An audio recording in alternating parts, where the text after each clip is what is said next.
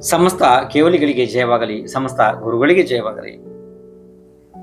ನೋಡಿ, ಶಬ್ದಾರ್ಥ ಮತ್ತೆ ಭಾವಾರ್ಥದ ಬಗ್ಗೆ ಹೇಳ್ತಾ ಇದ್ದೀನಿ. ಬಹಳ ಮಹತ್ವಪೂರ್ಣ ವಿಷಯ.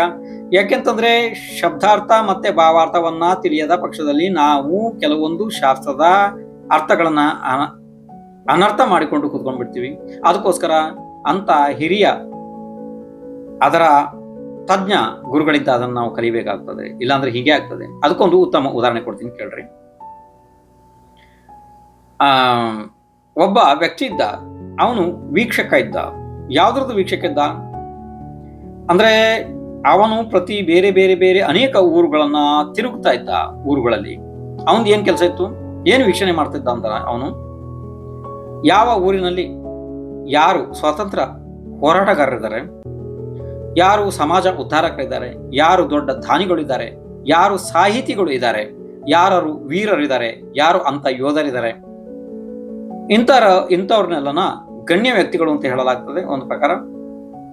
ಆ ರೀತಿ ಅವನು ವೀಕ್ಷಣೆ ಮಾಡ್ತಾ ಊರು ತಿರುಗುತ್ತಾ ಬರುತ್ತಾ ಇದ್ದ. ಅದೇ ರೀತಿ ತಿರುಗ್ತಾ ಒಂದು ಊರಿಗೆ ಬಂದ. ಆ ಊರು ಬಹಳ ವಿಶಾಲವಾಗಿ ದೊಡ್ಡದಾಗಿ ಇತ್ತು.